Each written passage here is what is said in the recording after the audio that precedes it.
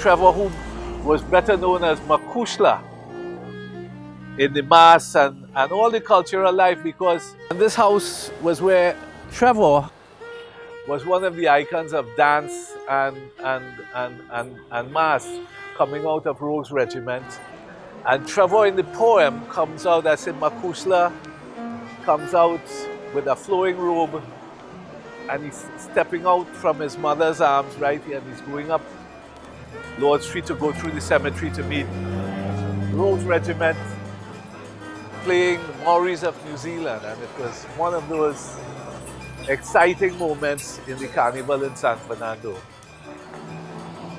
And of course, Mrs. Audrey Braffett, famous Audrey Braffett, and Aunt Audrey there's so many stories I could tell about Aunt Audrey, but she lived to be 99, exercising every day, walking around this little house until she broke a sweat. For maybe an hour every day she would exercise.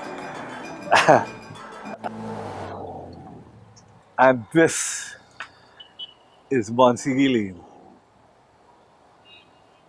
Monsignor Lane history. I mean, this is where we all were nurtured as boys, as children.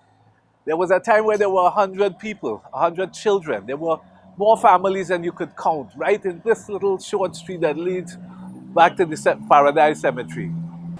There was a move to put a gate here to privatize this road, and the people of the town said, no, there was too much history involved in this little street. So right here is a chop mark where an axe was thrown at Trevor Pascal over a woman. Man came with an axe to kill him and swung the axe, and Trevor ducked, and it dug out this piece of concrete here, because if the concrete took the blow for Trevor. African people who own real estate in the heart of the town, Aunt Audrey remains, she's died about 4 years now, but she remained the only one who still holds some of the land. Miss Monsignor, for whom this was named, my grandfather across the road, Mr. Brown. These were the Africans. No more African people own any properties in the heart of San Fernando like this. A gate has gone up for Aunt Audrey and for Mrs. Jardine. At the corner of Monsignor Lane is a lamppost with a deep scar left from an axe swung at a man's head. Luckily, he ducked. Everyone cheered when the boys from the lane came up to bat, jeered the nervous bowler from Short Street.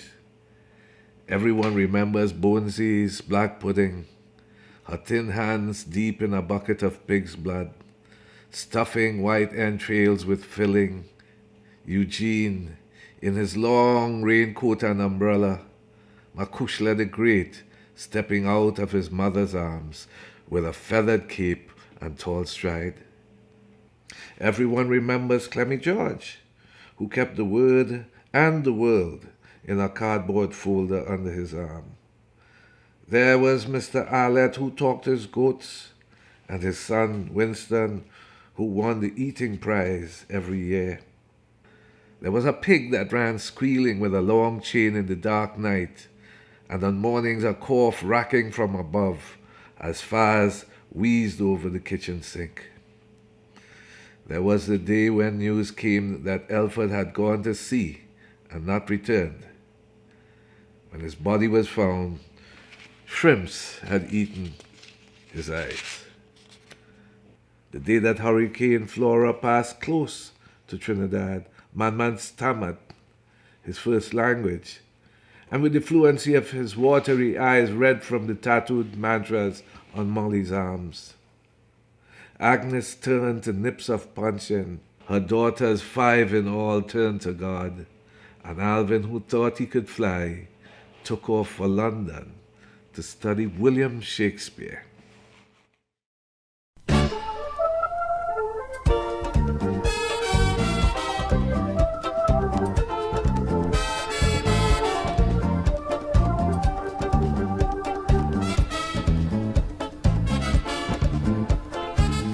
I remember I was trying to make a kite.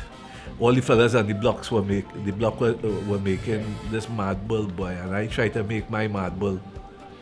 And no matter what I try, I couldn't get that mad bull, the compass to work. And Leroy sit me down on Daddy Bell's step and make that compass right for me. And he asked me a question then. He said, "What you want to be when you grow up?" I said, "I want to be a calypso." And he said, "Me too." The truth is that he helped me to write the first calypso. And I went on anti-key and ran second, you know. But the thing was that what I knew though, that fella wasn't going to be easy in anything that he did, because the next time I saw Leroy was dancing a fireman. I didn't know Leroy could do all them things. So you're talking about my hero. I used to follow literally follow Leroy Carnival Day, because when Leroy started to dance, I just watched that man and said, "But look at Leroy," you know. So that's it. So that it's important in doing a mural by the sea. The first copy of this belonged to Leroy, because it wasn't that. It's not Black Stalin. It's more than Black Stalin. It's Leroy Calliste, Miss Nicey's son. There's Dennis' little brother. There's, you know, and the whole family is Yvonne and Gloria on the block. And then the first star to take off from the constellation that was Lord Street was Leroy Calliste. And Leroy never stopped soaring, you know. And therefore, in the first book I did, and then in this book again, so much of it, you know, is because of what Leroy would have helped to nurture in me. So a mural by the sea and the poem Sando Proper for Black Stalin. Chanabo, Chanabo Sima. Tanabo Sima. Chanabo, Chanabo Sima. Exekire Bendo Sima. Shane, who is famous and is a star. Shane would tell you, stars don't ever fall. All stars pitch and dip and reappear, a glint in the eye of the sun. Chancellor to all of this raises his trumpet to the light, the bookman dancing on his toes. Miss I. Harper, dressmaker, peddles her sewing machine in the shade of the calabash tree, humming in a morning breeze, pausing to cut a thread, respool a shuttle. Then, with her fingers broken by a jealous husband, Miss Beryl and her brood, Miss Nicey, whose son was born to sing calypso, Mr. Webster, commissioner of affidavits, Mr. Walcott, shoemaker. The Council of Warrahoons, tongue loosened by roasted scorpions, recite these full biographies. Trandabo, Trandabo Sima. Tanabo Sima. Trandabo, Trandabo Sima. Tanabo Sima. Zapata could always sing. Eh? And after a razor agrees with the garlic, left a scar from his temple to the jaw, his croon deepened even more. There were minstrels, faces cracked from the wrinkles of notes and harmonies, singers who came and went over the canvases of time, gypsies and drunken sailors, places and references of every manner and constellation. When Shane got to Brooklyn, it took little time for him to pull up in a black stretched limo, a blood on each arm, full mink to the floor. When a man walked on the moon, Cutthroat was there.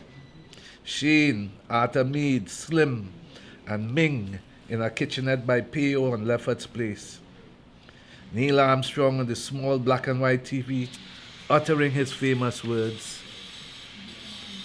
How were we to know that in a matter of days Cutthroat would be found dead? Arthur said it was an accident. Others said it was over money. A man stabbed over and over by the market in Sando so many years ago. How many steps could such a leap make? Alan, who is Nicholas, not lad, will now interpret.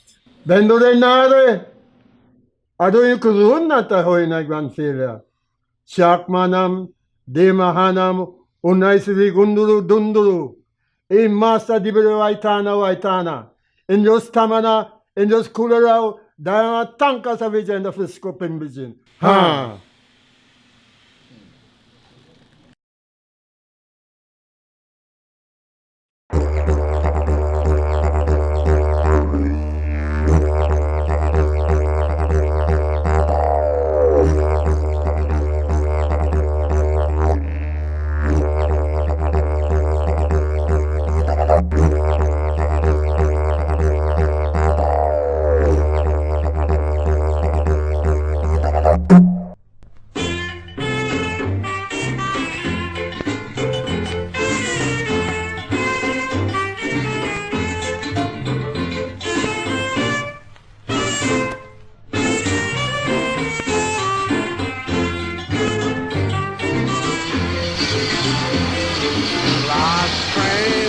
San Fernando.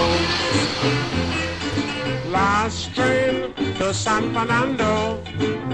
And if you miss this one, you'll never get another one. It's the last train to San Fernando. Bam bam bidi, bam bam bidi. Bam bidi bam bidi bidi, bam bam bidi.